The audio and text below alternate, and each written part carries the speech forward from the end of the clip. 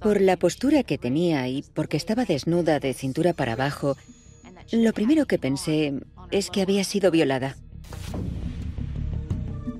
Seguía repitiendo: no puedo creer que pienses que estoy implicado. Soy gay, no me interesan las mujeres. Cambio de hombre como de ropa interior cada 24 horas. Los hombres solo sirven para follar y largarse. Fredericksburg, una ciudad que teje su futuro con los hilos de su pasado. En el otoño de 1994, Elizabeth Harrington llega a Fredericksburg deseando dejar atrás su pasado y empezar de cero. Niva Harrington es la madre de Elizabeth. Estaba orgullosa de ella. Estaba asustada y preocupada, pero a la vez orgullosa de ella, de la valentía que demostró para hacerlo. Elizabeth Harrington lleva tiempo librando una batalla contra el alcoholismo y la depresión. En Fredericksburg encuentra su hogar en River Place, un centro de rehabilitación especializado en problemas de salud mental. Elizabeth recibe la visita diaria de una de sus trabajadoras sociales, Dawn Brissetti. Recuerdo que era muy simpática, muy independiente.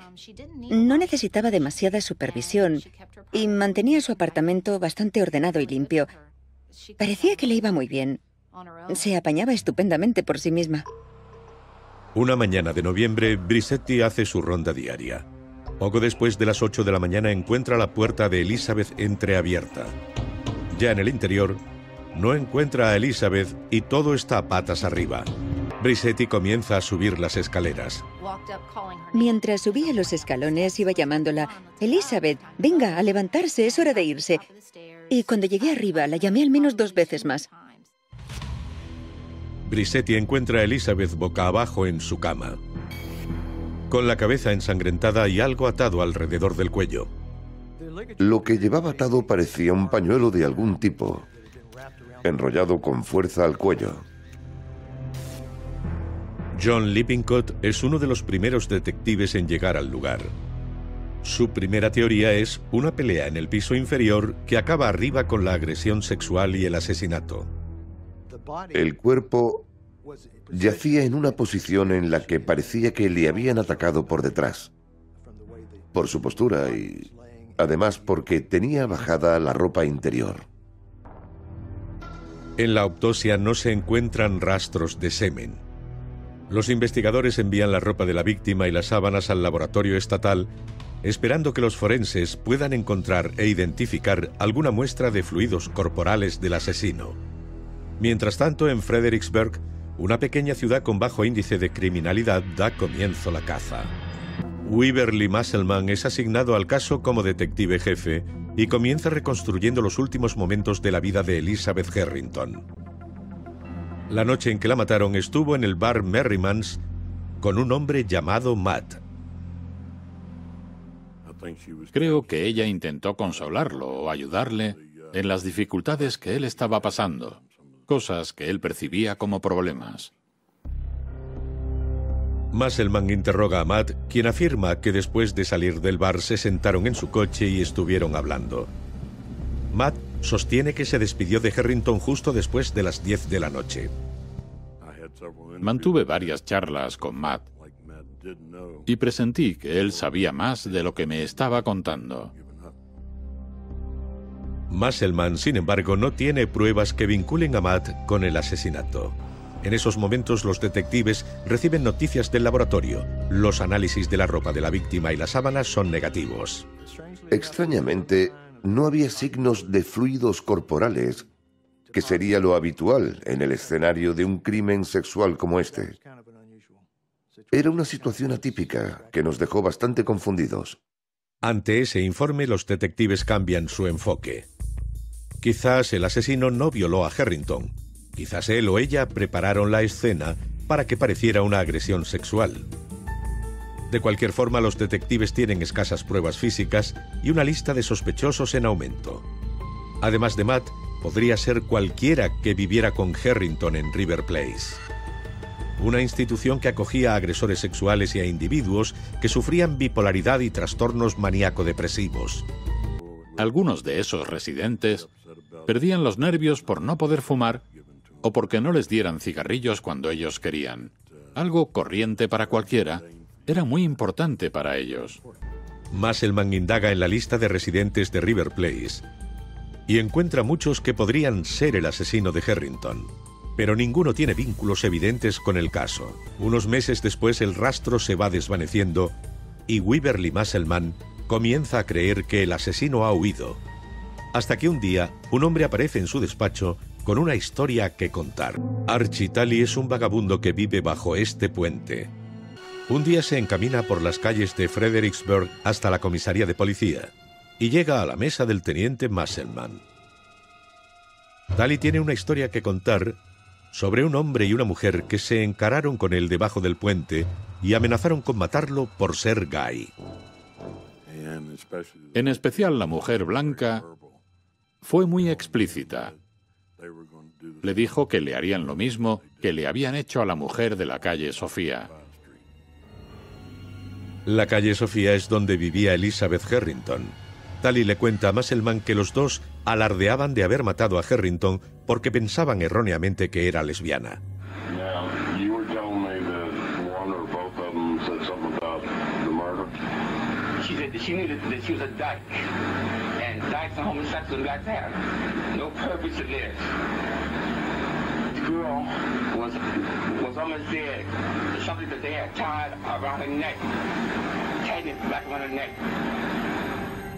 Musselman investiga el relato, pero no encuentra conexiones entre Harrington y las dos personas mencionadas por Talley. Musselman da de lado a la pista y continúa trabajando en el caso.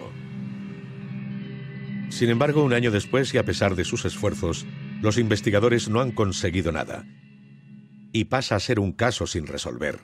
Musselman se reúne de nuevo con la madre de Elizabeth Harrington. Tras 2 años y medio, el caso seguía sin resolver, y ella era probablemente la única persona que podía sentirse más frustrada que yo. No sé. Nunca perdí la esperanza porque el departamento de policía tampoco lo hizo. Siempre me dijeron que el caso era muy complicado, pero que no iban a abandonar. La policía de Fredericksburg no abandona, pero tampoco avanza demasiado, hasta que el vagabundo de debajo del puente hace otra aparición, esta vez como sospechoso.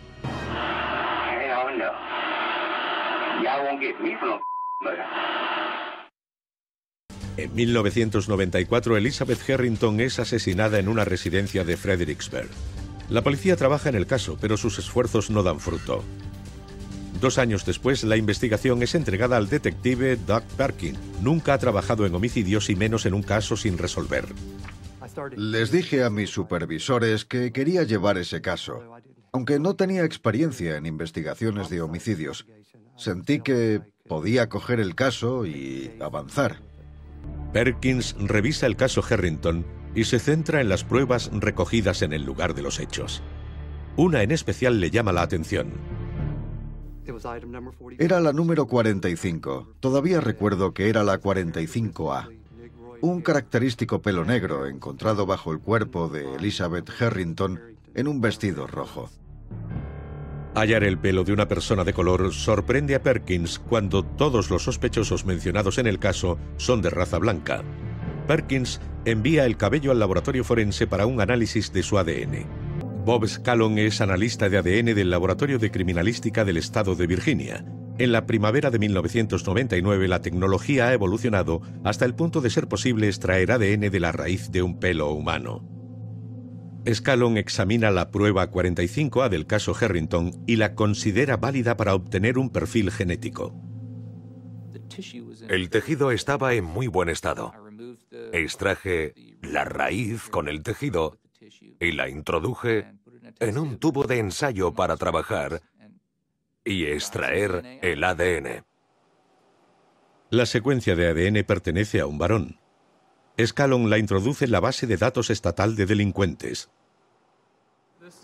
Este es el terminal informático que utilizamos para buscar perfiles de ADN mediante el sistema de índice combinado llamado CODIS. En un minuto el CODIS revela a Scallon una coincidencia genética. Siempre es muy agradable que tras horas de laboratorio cojas el teléfono, hables con el investigador y le digas: tengo buenas noticias para ti, necesitas seguirle la pista a esto. Cuando el señor Scallon me dijo que había encontrado una coincidencia en la base de datos de ADN, me alegré mucho. Luego, cuando me dijo a quién correspondía, la verdad es que me dejó perplejo. El códice ha identificado la porción de pelo como el de un exconvicto llamado Archie Talley, el mismo que 4 años antes le dijo a la policía que conocía los nombres del hombre y la mujer que habían matado a Harrington. En aquel momento la pista de Talley fue descartada como sin base. Ahora se demuestra que su pelo se encontraba en la cama de Harrington, un sorprendente desenlace dado que Talley afirma ser gay. Es un hombre extravagante. Esa creo que sería la palabra ideal para describirle. Es muy elocuente y extrovertido. Perkins no cree que Archie Talley sea el asesino y no puede entender cómo su pelo acabó en la cama de la mujer. Perkins decide localizar a Talley y llegar al fondo del asunto. El detective se entrevista con Archie Talley en la cárcel del condado, donde está a la espera de juicio por otro delito diferente. Me reuní con el señor Talley y le mostré la información. Le dije que había rastros de su ADN en el escenario del crimen. Recuerdo que me dijo de forma vehemente: no es mío, no fui yo, lo que suele decirse. Me preguntaba, ¿la conocías? ¿Cómo la conociste? Una y otra vez.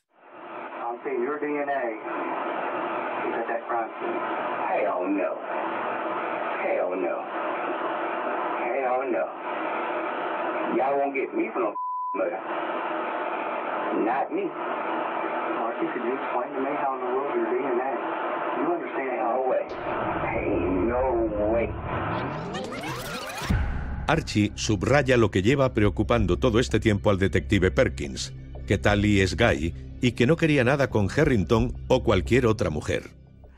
Tío, si empiezo a contarte con cuántos hombres me he acostado, no podrías creértelo. Cambio de hombre como de ropa interior cada 24 horas. Perkins le entrega a Talley una orden de extracción de sangre para verificar la coincidencia de ADN. En ese momento Talley se pone a la defensiva.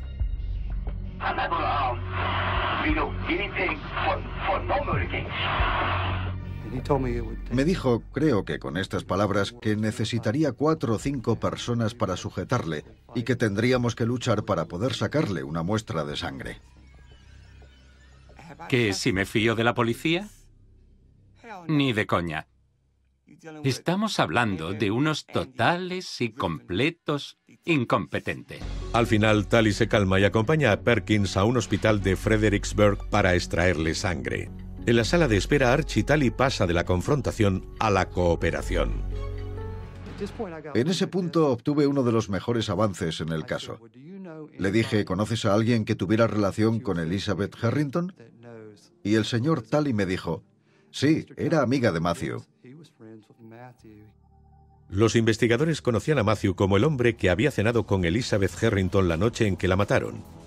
Ahora Talley afirma que en el momento del asesinato Matthew era su amante. El detective Perkins no sabe si es verdad, pero de serlo, Archie Talley le ha dado sin querer un motivo por el que podría querer matar a Harrington.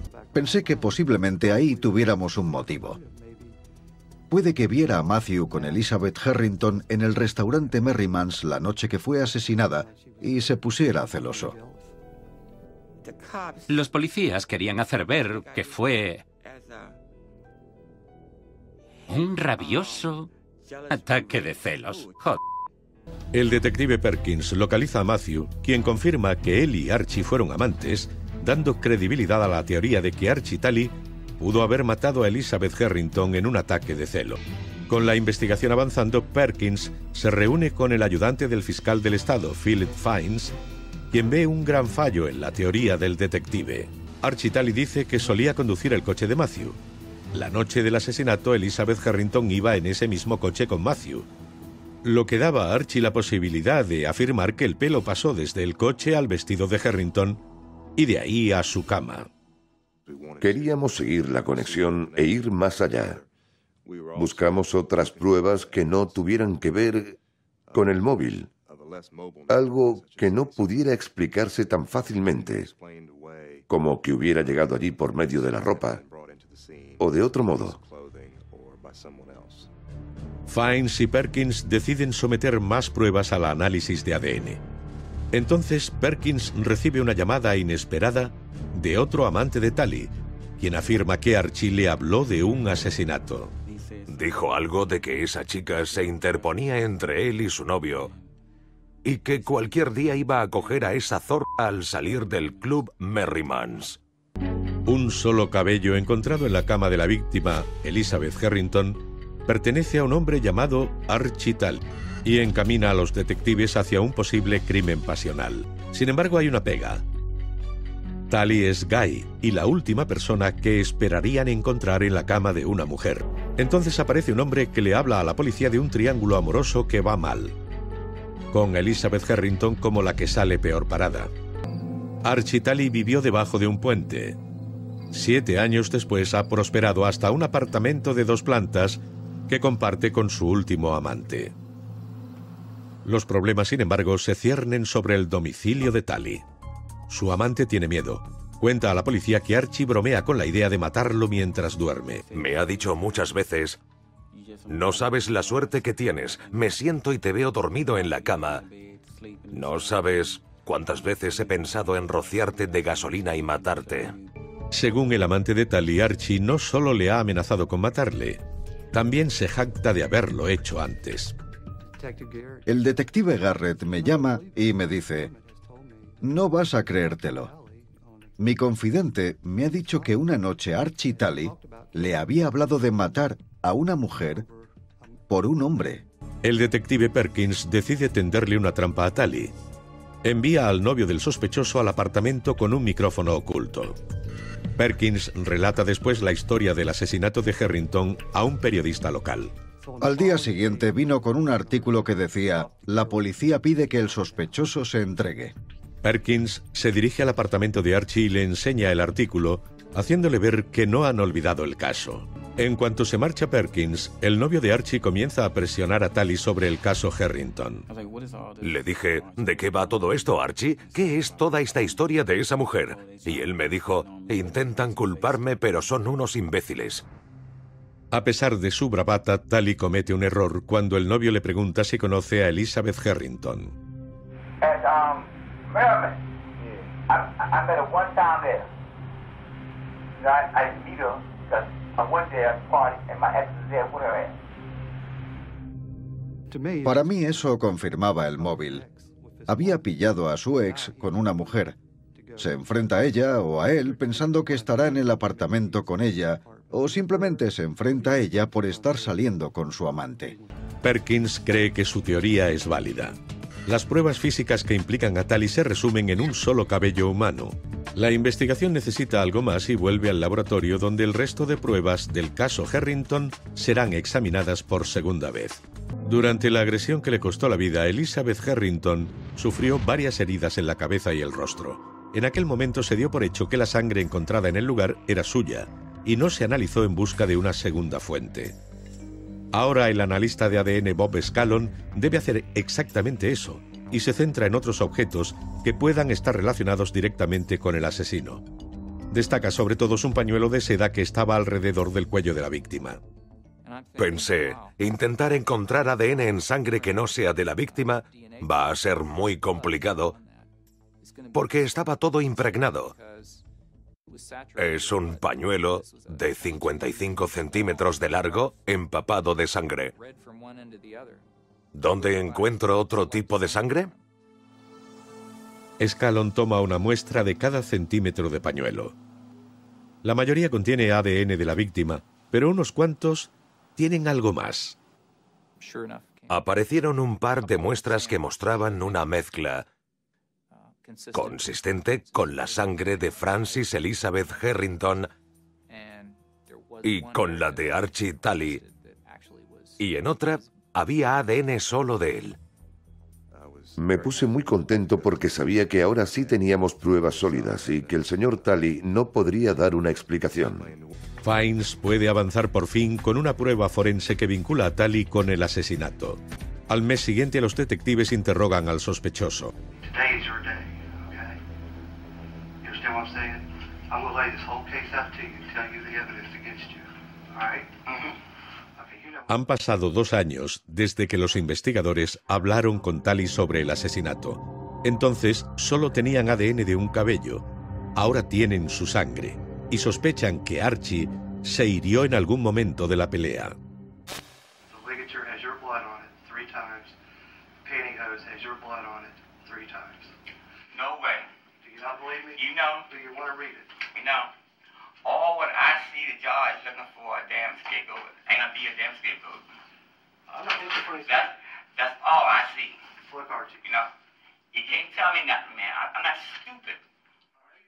Estaba a la defensiva.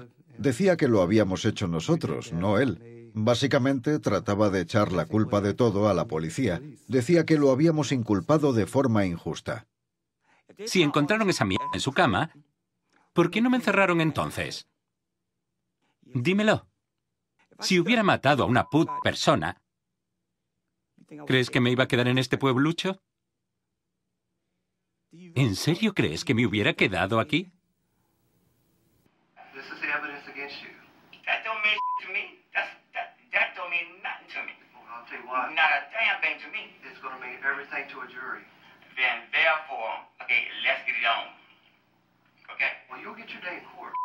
Pero Archie Talley no va a juicio. En su lugar, cierra un acuerdo. Aunque no declara su culpabilidad, Talley admite que el Estado tiene pruebas suficientes para condenarle y acuerda una pena de 80 años de cárcel, la misma sentencia que probablemente hubiera recibido de declararse culpable. El caso sin resolver se cierra con Archie Talley en la cárcel del condado de Rappahannock. Talley sigue insistiendo en su inocencia y afirma que nunca entendió el acuerdo al que llegaron. No maté a nadie. A nadie. Cuando me acogí a la doctrina Alford, había sido amenazado por mi abogado. No tenía ni idea de qué era la doctrina Alford. Un juez rechaza el intento de Talley de anular el acuerdo. Cuando le preguntan sobre la sangre hallada en la víctima, Talley afirma que justo antes del asesinato, una banda de cabezas rapadas le había pegado una paliza en un bar y que Elizabeth Harrington apareció para socorrerlo. Todo esto pasó hace 8 años en el Club Merrymans, cuando aquellos rapados entraron en Merrymans a darme una paliza. Ella fue una de las que me ayudó a quitármelos de encima. Acabé malherido después de la tunda. La policía dice que no hay informes o testigos que respalden la historia de Talley. Parece una explicación inventada para justificar la presencia de su sangre en el pañuelo de Harrington. En otras palabras, según la policía, Archie Talley está justo donde se merece, en prisión para el resto de su vida. La madre de Elizabeth Harrington está de acuerdo. En el fondo me da pena, pero sé que es un hombre muy peligroso y me alegra ver que el caso se ha cerrado. Estoy muy contenta y orgullosa del trabajo de los detectives. Satisfecha y agradecida por ello.